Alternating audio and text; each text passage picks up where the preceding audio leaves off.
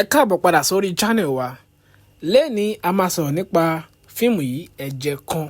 Àwọn òṣèré tó kópa nínú fíìmù yìí ni Wùmí Toríọlá, Mide Martins, Lọlá Ìdíje, Kazeem Damola, Ládi Fọlárìn àti bẹ́ẹ̀ bẹ́ẹ̀ lọ.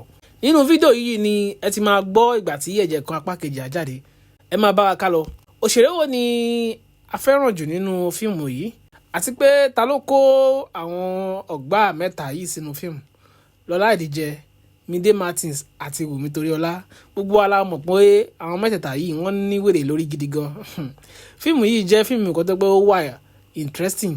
Fún gbogbo àwa tí àti ìwò fíìmù yìí a ti miss gidi gan. Ẹ jẹ́ ká lọ wo Ẹ̀jẹ̀ Kan. A máa gbádùn fíìmù yìí gidi gan torí pé gbogbo àwọn òṣèré yìí ni wọ́n fara sí iṣẹ́ gidi gan nínú fíìmù yìí.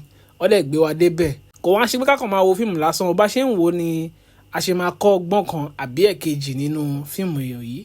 Ẹ jẹ́ ká comment sínú comment section wa. Òṣèré wo ni a gbádùn jù nínú fíìmù yìí? Àti pé scene wo ni scene tí a fẹ́ràn jù nínú gbogbo scenes tó wà nínú fíìmù yìí? Ẹ̀kọ́ wo ni a kọ́ nínú ẹ̀? Fún gbogbo àwa tí àti ìwò fíìmù yìí, ẹ jẹ́ ká lọ wò ó. Tá bá ti wá wò tán ká padà sórí channel yìí ká wá comment sínú comment section wa. A fẹ́ gbọ́ lẹ́nu gbogbo wa kí ni ẹ̀kọ́ tí a rí kọ́ nínú fíìmù yìí àti pé kí la lè sọ nípa ẹ̀. Apá kejì, kí lẹ lérò pé ó máa ṣẹlẹ̀ nínú apá kejì? Nígbà tí bàbá tó jẹ́ oníranù tó ti ṣaláìsí, kí lẹ lérò pé ó máa ṣẹlẹ̀ nínú apá kejì fíìmù yìí? Ẹ jẹ́ ká comment sínú comment section wa. Ẹ̀jẹ̀ Kan apá kejì á tó jáde kò ní pẹ́ jáde mọ́. So ẹ jẹ́ ká subscribe ká dẹ̀ tẹ notification bell tí ó wà lẹ́gbẹ̀ẹ́ subscribe button yẹn.